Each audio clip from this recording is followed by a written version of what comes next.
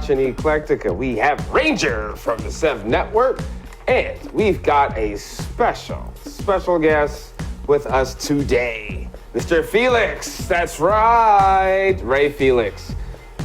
I like to refer to you as the survivor. The survivor. The DC Marvel survivor.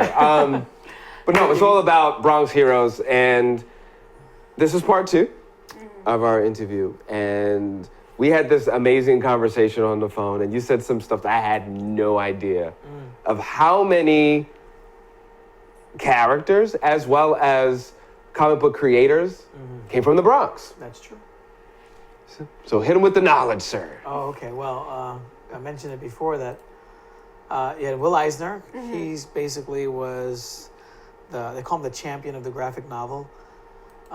Originally, the graphic novel was a term that he coined, even though there was graphic novels, and I believe in France, there was one published before that, but that looked like more like a children's storybook. It didn't look like a comic book. But he had this term of comic books being as novels, like, as real literature, not just junk comic books. Right. So he grew up in the Bronx, and his first graphic novel after the death of his daughter was called A Contract with God. And it was, I guess, the way for him to mull over, his feelings about, a deity and the loss of his child. And there were different vignette stories that basically took place in the Bronx. And he was also the first artist to own his own rights. So he never worked for DC and Marvel. He was a competitor. You know? And he came up with the concept of a monthly comic book well before they did. They had newspaper strips, they had comics, but the monthly comic book and creating new stories, because comic books were mostly reprints like Disney, Goofy, different characters. And he came up with that, and he created a lot of different artists. He brought all these Jewish immigrants together, and some of those immigrants were like some of the big guys later on, like Jack Kirby, who created the Marvel Universe with Stan Lee. I mean, he did it mostly himself. Right. Joe Kubert, he brought in. He had so many of these artists. Wally Wood, that was huge. He was a big Daredevil artist when I was a kid. And he created so many other stories as well. But Will Eisner was really the godfather of comic books, and he came from the Bronx. I mean, people always say, well, he was born in Brooklyn. Yeah, but he was a baby. Right. And then he was brought to the Bronx. He was brought to the Bronx. Yeah. Where he I mean, grew technically, up. there was a hospital in Manhattan. Yeah. He lived in Manhattan, and he moved to the Brooklyn. And his father was an artist, and he painted stage backgrounds. And then, because being an artist, you don't make that much money. I mean, they moved to the Bronx because they were poor. Right. And while he was in high school, he met Bob Kane. Bob Kane was the so-called writer of Batman. Jesus. He's everywhere. He's everywhere. Yeah. And Bill Finger, was the real writer. He was the ghost writer. But Bill Finger is the actual writer who wrote Batman. Bob Kane had some concepts. He had some artists. He had the know-how. He had the pizzazz to market basically it. the connection. He's the connection. He's like the Stan Lee, the face of the company. Right. And Jerry Robinson was his ghost artist. But up until just last year when Batman vs. Superman came out, no one got credit except for Bob Kane. So, and Bob Kane got a Hollywood star just last year, right? So he's got... So these guys are just, regardless of their seediness, not Will Eisner, he was good, but I mean, like Bob Kane's seediness, or even like Stan Lee's seediness, they really came about and really created something that was, people were hungry for, Like Jack Kirby with Joe Simon had romance comics. That was bigger. Superheroes weren't really a thing, after a certain time. They're the ones that really broke it open. But then superheroes died down. Kids got older. They wanted to read about romance or war or horror. And, you had EC comics and them.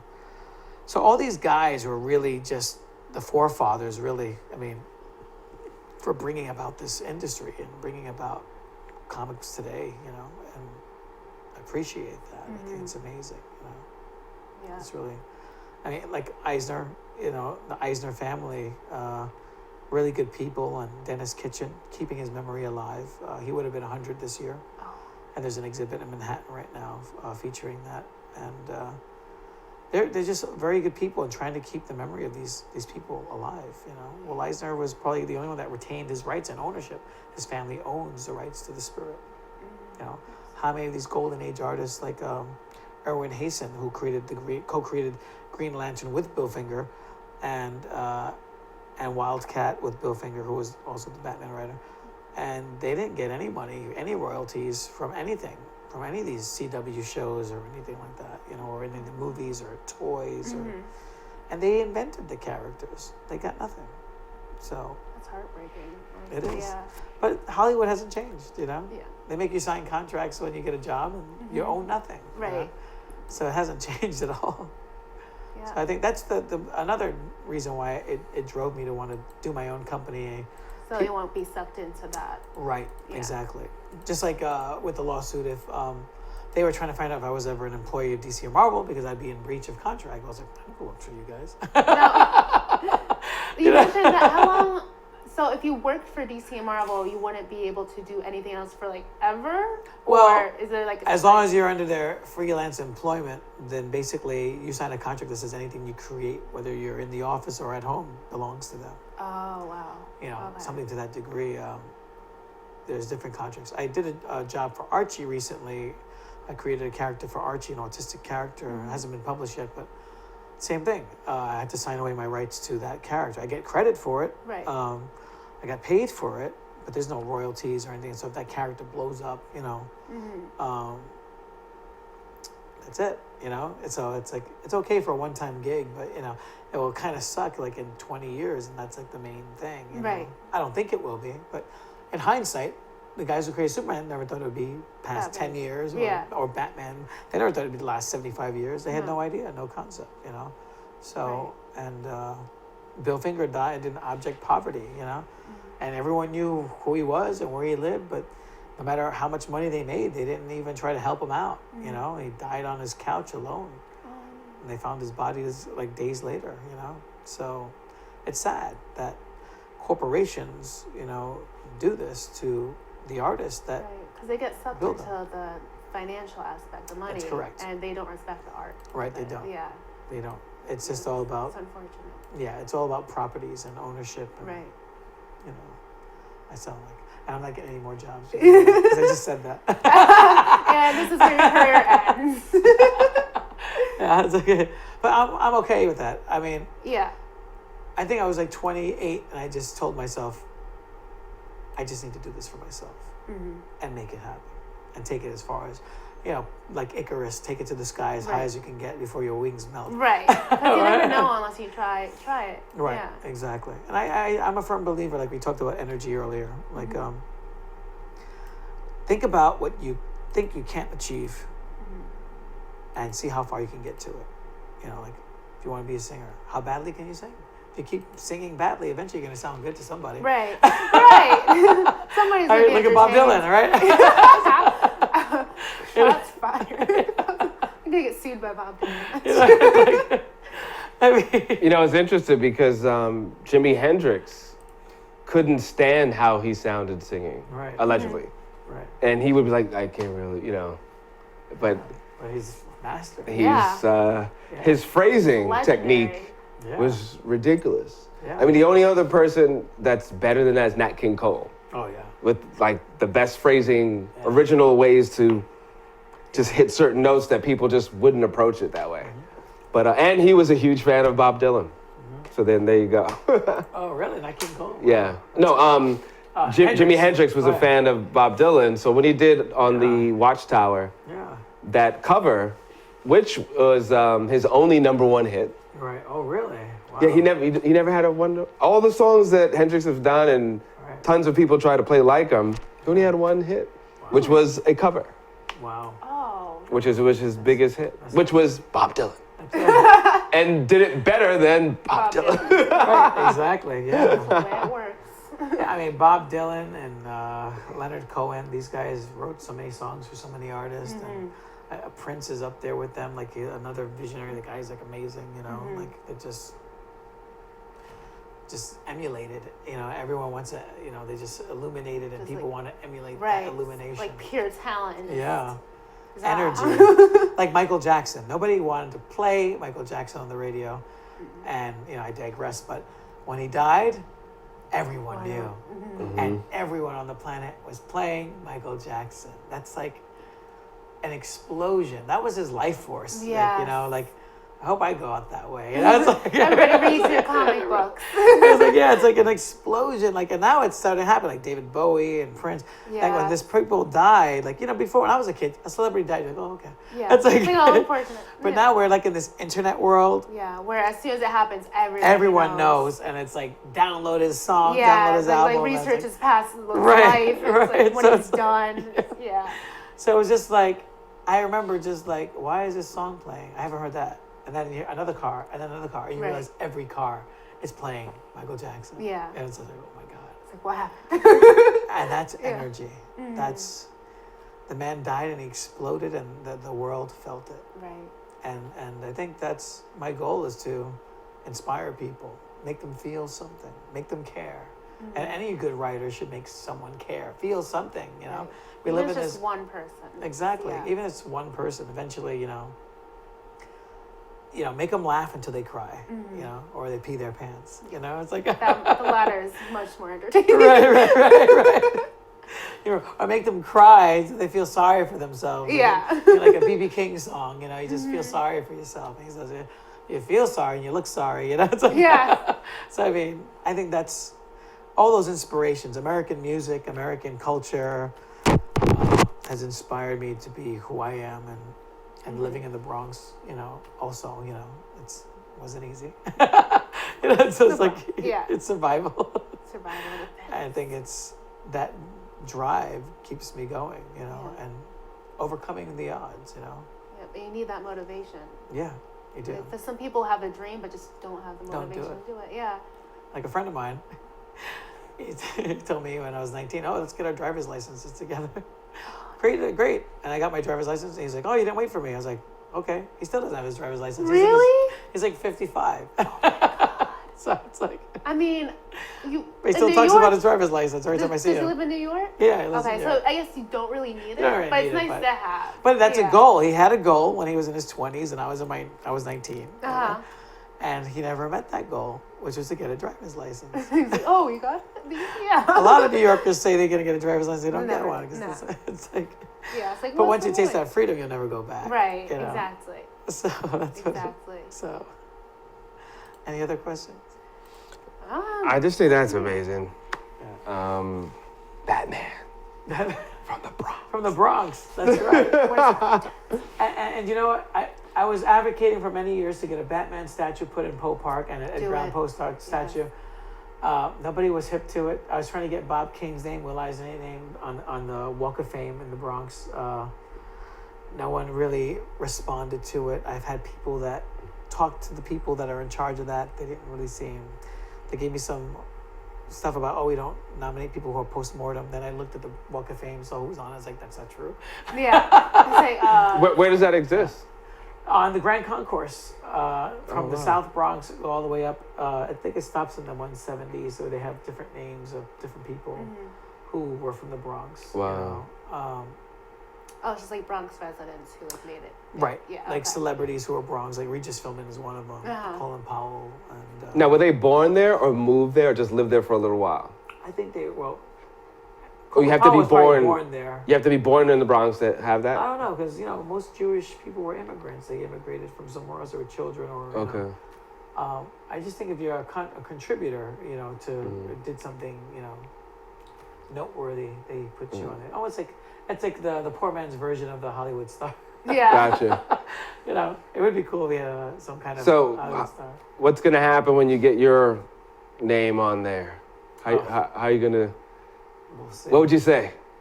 What would I say? No. I don't know. Absolutely not.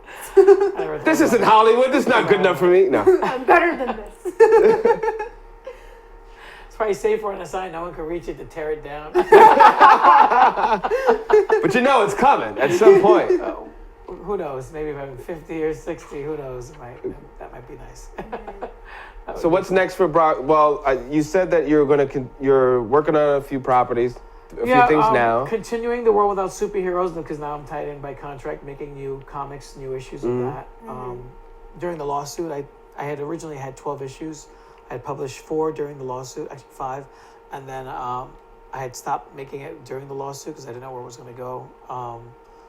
So I'm back on reworking and rewriting and redrawing those stories, working for the sequel for Runaway Slave, a sequel for the Poe as the Raven, which is a story about Edgar Allan Poe as a Bronx hero, you know. Oh, no. You know. I really like that. Yeah. That's really cool. Because I thought there's like so many comics about Edgar Allan Poe's poems and his stories and his horrors. And he's one of the first horror writers in America. I mean, he's before Sherlock Holmes. He's like one of the first detective writers, you know.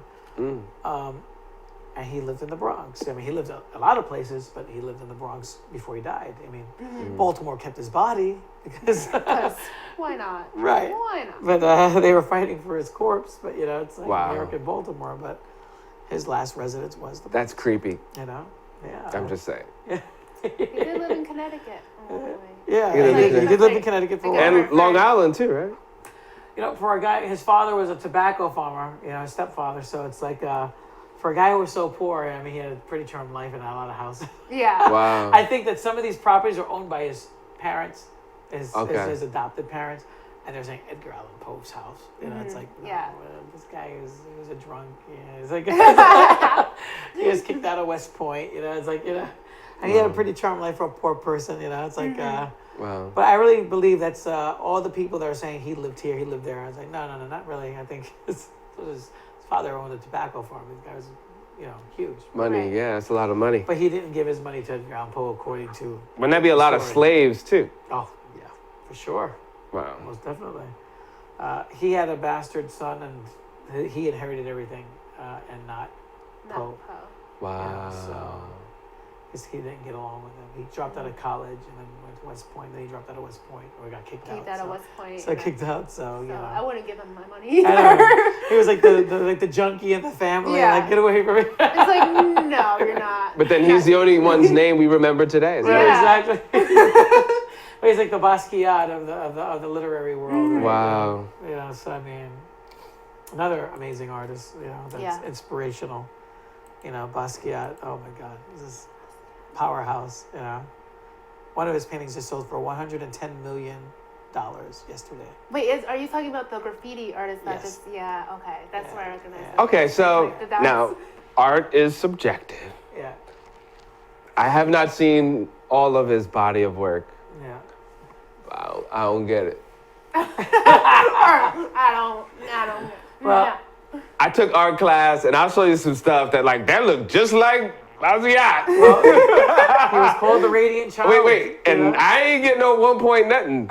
I probably got 25 cents that I had to pay for the piece of paper to put thing. I'm just saying. No, you're right. I mean, any child can draw. Well, not any child, but I mean, he had a unique perspective. Yeah.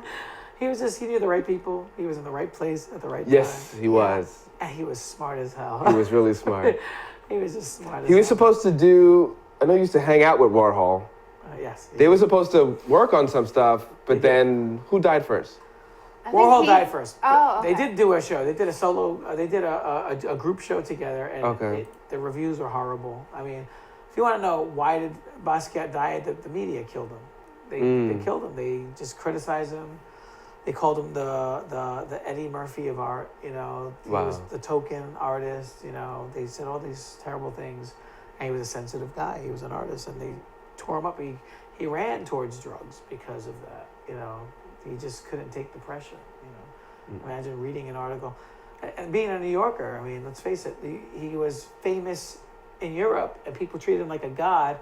He came to New York, and he couldn't get on a cab, you know, things like that. So the respect level of people dissing him and taking a poop on him here in the United States, in New York, and everyone loved his stuff. I mean, you know. Yeah, just from going from such a high to a low. Yeah. It's extremely dramatic. Oh, yeah. I mean, I couldn't take that. I mean, honestly, someone was crapping on my work. I was just, you know, you'd be like, okay, whatever. But, you know, when it's on the newspaper, on the front page, you know. Right. Or like on like arts and ideas or some world, you know. Like, right.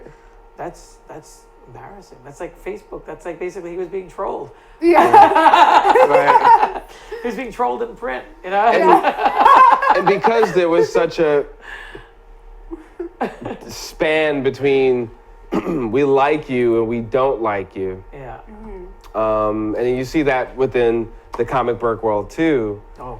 When you step back, you know, just as I love art, just Yeah. creativity. Yeah. I'm not a super fan in any one Yeah. thing. I just Yeah. like the whole creative process and telling your stories through different mediums. I find that totally fascinating. Yeah. But stories like that gentleman tells me how much a lot of this doesn't make a difference. Like, why would you create a character and everyone love it?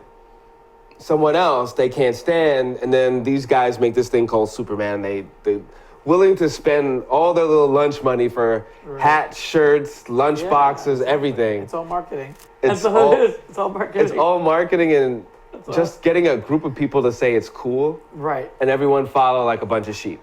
Exactly. Is 'Cause do you live in feel a the very same sheepish way, world. or Oh, absolutely. That's like when I created Black Power. People are like, "Oh, that's like Black Panther." I was like, "They don't look anything alike." Like, "Oh, but they're both black." I was like, "But one guy's in a purple suit. Originally, he was in a green suit when he appeared in A World Without Superheroes." And Black Panther As a cat. is a cat. Black Panther. He's not a real person. My father was a boxer, you know, and so I grew up with a lot of boxing memorabilia around me. And then he later got a job in the MTA because my mom was just saying it was dangerous or Right. whatever. But he was a golden Glove featherweight in New York City. He had Sugar Ray Robinson actually refereed one of his fights. You know, he fought in the Polo Grounds. He fought in Madison Square Garden.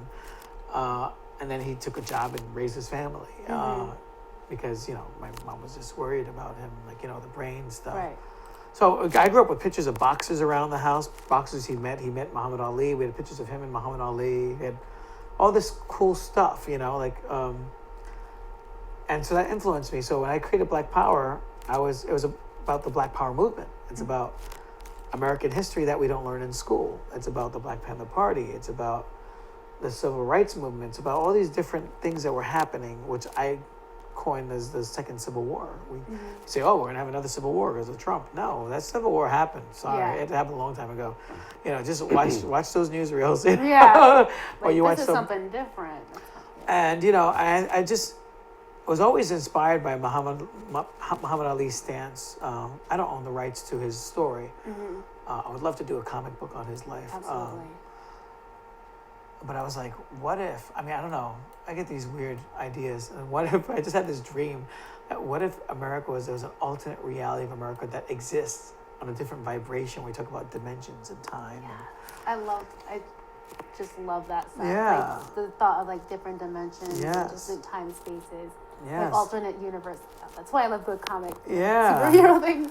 And what's funny is like we always point to comics for it, but actually alternate universes existed in the Hindu religion of Krishna dreaming about different worlds, different realities, and that's the crux of DC. It's like It's all a whole that. nother universe. Right. Yeah. So it's just like all these different worlds, and I was just like, well, what if Muhammad Ali was called Muhammad X because he was originally Cassius X before he was anointed Muhammad Ali, and Muhammad Ali was actually supposed to be the name given to Malcolm X. He was supposed to be Muhammad Ali. Oh my God. And the name was given to because they felt that Malcolm was becoming too popular.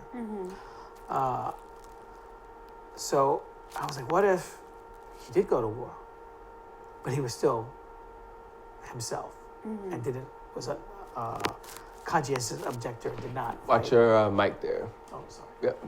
So I was like, I want to write that story. And I said, well, what if he was a superhero? Oh, well, he is a superhero. What he did was amazing. Right.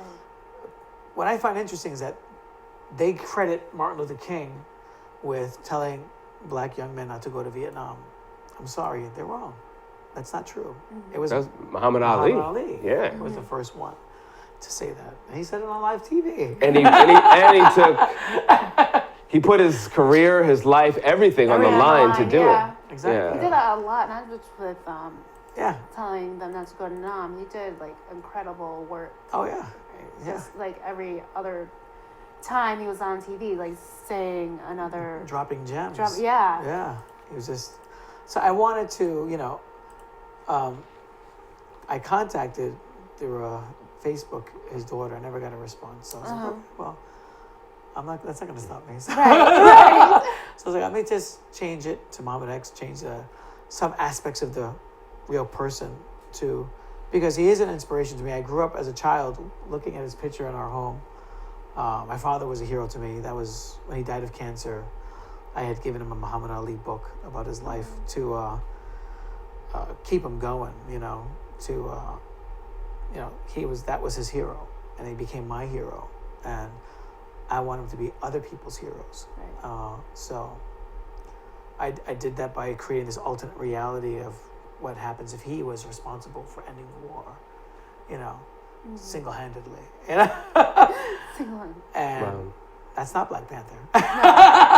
Black Panther is a guy in a fictional prince in a fictional land, and Who dresses up like a cat. it dresses up like a cat. And I love the Black Panther, don't get me Yeah. wrong, but Jack Kirby, created Black Panther, but I just wanted to tell that story, and it just hit me. Like I said, real people inspire me to write, and sometimes I'm dreaming that moment before waking up, and you're still in dream. That's when I get all my stories. That moment right before, like those few seconds that feel like minutes, I get a story in my head and I wake up and write it down, and that was one of them. And How do we get people to connect to those dreams and those stories? Do you have a website or? Yeah, we have a worldwithoutsuperheroes.com. You could find us on Facebook under Bronx Heroes, Twitter, Instagram, and on the website bxhcc.com, which is bronxheroescomiccon.com. You could purchase the books through there, or you can go to your convention. I'll be at the 5 Points tomorrow and promoting Black Power. I might have to catch you up on it. What hours is tomorrow? So I was actually supposed to 10 to stop 7, I think. 10 Saturday to and 7? Sunday. Yeah, How come you're not there today? Because you're with us? I guess so. I forgot. But bump. Womp womp. No, I think this is more important. Oh. I mean, Cue the audience. Aw. it is. I mean, conventions are a dime a dozen. Yeah. We're just talking about that too. This is a They're better. everywhere. Awesome. Yeah, this is a better thing. Awesome. No, I really appreciate that. And now, as I cry, as we end this episode, thank you so much, Ray Felix. Thank you for having me. I think what you guys are doing are amazing. It's cool. Thank you. Thank you, Ranger, for crossing states and state lines and stuff. One state line. Yeah, it's enough. One state line. I'm from Connecticut. Oh, cool. To come check us out, hang out on internet land. I'm Michael Stephen Michael, and you're watching Eclecticka, SethNetwork.com. And you can check out all the shows, and you can also see us on cable. All the information is on SethNetwork.com. You're watching Eclecticka. Thanks a lot, and we will see you next time.